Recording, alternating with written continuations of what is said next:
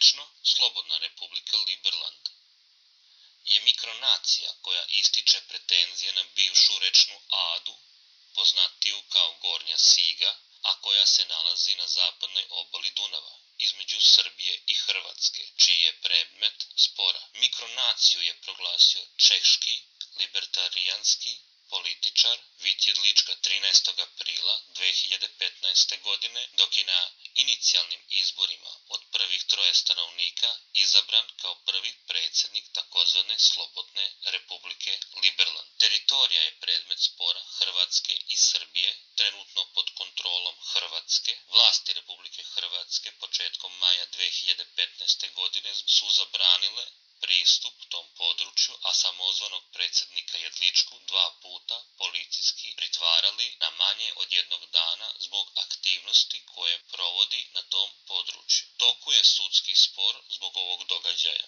Zvanični sajt Liberlanda iznosi tvrdnje da je država stvorena u skladu sa međunarodnim pravom zbog aktuelnog teritorijalnog spora Srbije i Hrvatske. Zastava Liberlanda se sastoji od žute pozadine koja simbolizuje libertarijanizam i crne trake postavljene kroz centar simbolizuje anarhiju, to jest ustanak, i grbom u centru. Jedlička je član Češke partije slobodnih građana koja bazira svoje vrednosti na klasičnoj liberalnoj ideologiji.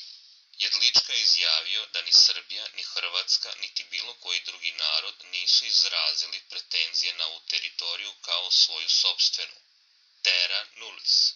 Samim tim, tvrdi on, njegova zemlja ne remeti ničiji suverenitet. Jedlička je u aprilu 2015. godine najavio da će zvanična diplomatska beleška biti poslata Hrvatskoj i Srbije i kasnije svim drugim državama sa formalnim zahtevom za međunarodno priznavanje Liberlanda. U januaru 2017. član Hrvatskog sabora Ivan Pernar pročitao je pismo Jedličke upućeno Saboru i hrvatskim građanima. Prema zvaničnom sajtu, samo komunisti, neonacisti i drugi ekstremisti kao i lica sa krivičnim delima ne ispunjavaju uslove za državljanstvo. Ustav Slobodne Republike Liberland sastoji se od 4 člana.